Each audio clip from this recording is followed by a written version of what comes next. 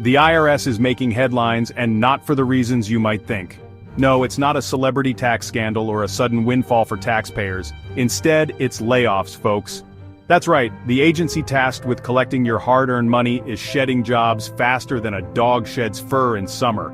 We're talking about roughly 7,000 employees, most of whom are still on probationary status.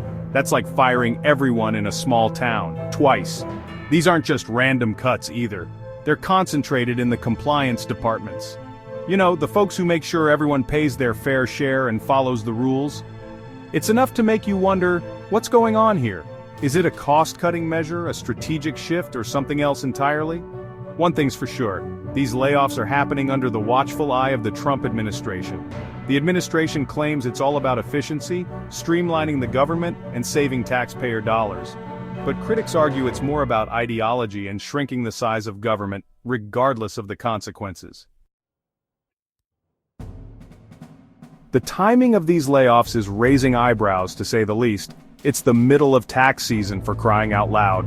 The time of year when the IRS is supposed to be firing on all cylinders, processing returns and issuing refunds. So, what does this mean for you, the average taxpayer? Well, the short answer is, nobody really knows for sure. The IRS is putting on a brave face, assuring everyone that tax season operations will continue smoothly. But let's be real, folks. Losing thousands of employees, even temporary ones, is bound to have some impact. Delays are almost inevitable. Imagine calling the IRS helpline and getting a busy signal, or waiting weeks, maybe even months for your refund. These layoffs could turn tax season into a bureaucratic nightmare. And if you're one of the millions who rely on their refund to make ends meet, well, let's just say you might want to hold off on that big purchase for a while. The Trump administration is singing the praises of efficiency, claiming these layoffs are a necessary step to streamline the government and eliminate waste. They argue that the IRS has become bloated and inefficient, with too many layers of bureaucracy and not enough accountability. They point to the fact that these layoffs primarily target probationary employees, those with less than a year of service. The logic being, these employees are still in training, haven't yet reached peak productivity, and are therefore more expendable. Critics aren't buying it. They argue that these layoffs are less about efficiency and more about ideology. They see it as part of a larger effort to shrink the size and scope of government regardless of the consequences. They point out that these layoffs will disproportionately impact lower-level employees, many of whom are minorities and women, while leaving the higher-ups untouched. Let's talk about who these layoffs are really impacting. It's not the high-level executives sitting pretty in their corner offices. Nope, it's the everyday folks on the front lines, processing your returns, answering your calls, and keeping the whole system running. And guess what? A significant chunk of these employees are minorities and women. In fact, over half of the IRS workforce is made up of minorities, and women account for a whopping 65%. So, when the administration talks about efficiency, it's worth asking, whose efficiency are we really talking about? It's a slap in the face to those who have dedicated their careers to public service, only to be cast aside in the name of efficiency. These layoffs aren't just about numbers on a spreadsheet, they're about real people, real families, and real livelihoods. Section 5. From Taxman to Border Patrol, the controversial reassignment of IRS agents. Hold on to your hats, folks, because this next part is a doozy. Not only is the IRS laying off thousands of employees, but they're also sending some of their remaining staff to, wait for it, the border. That's right, you heard it here first. The Department of Homeland Security has requested and received a contingent of IRS employees to assist with immigration enforcement. Now, I'm no tax expert, but something tells me auditing tax returns and patrolling the border requires slightly different skill sets. This move has sparked outrage among critics, who see it as a blatant attempt to politicize the IRS and divert resources away from its core mission of tax collection. They argue that it's a dangerous precedent to set, using the IRS as a pawn in a political game. Section 6, The Rich Get Richer, a look back at tax enforcement under the previous administration. To understand the full impact of these layoffs, we need a little historical context. Let's rewind to the previous administration, shall we?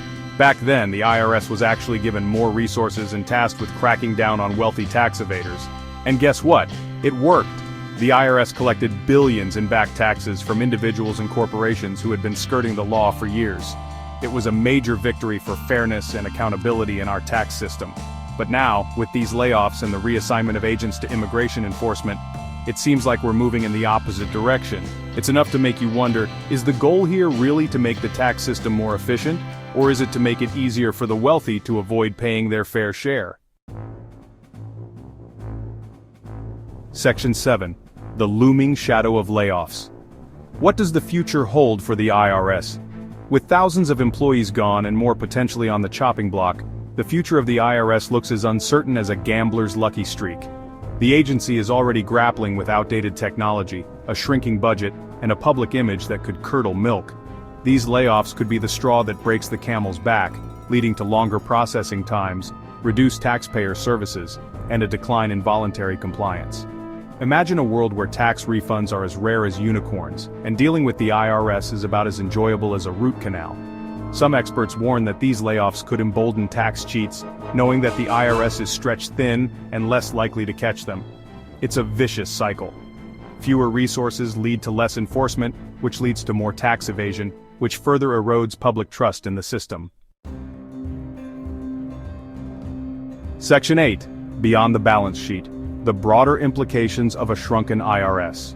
The IRS layoffs aren't just a numbers game, they have far-reaching consequences for all of us.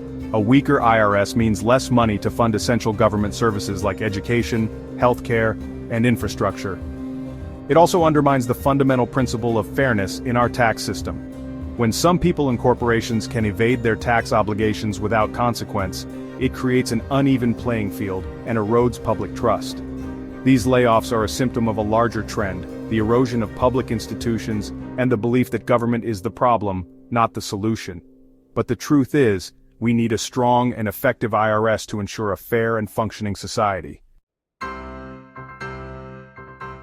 Section 9. Your voice, your refund, what you can do in the face of IRS layoffs. So, what can you do about this mess? Well, you can start by contacting your elected officials and letting them know that you care about a fair and effective tax system. Tell them that you oppose these layoffs and the reassignment of IRS agents to immigration enforcement. You can also support organizations that advocate for tax fairness and a stronger IRS. Stay informed about these issues and spread the word to your friends, family, and neighbors. Remember, the IRS may not be the most glamorous government agency, but it plays a vital role in our democracy.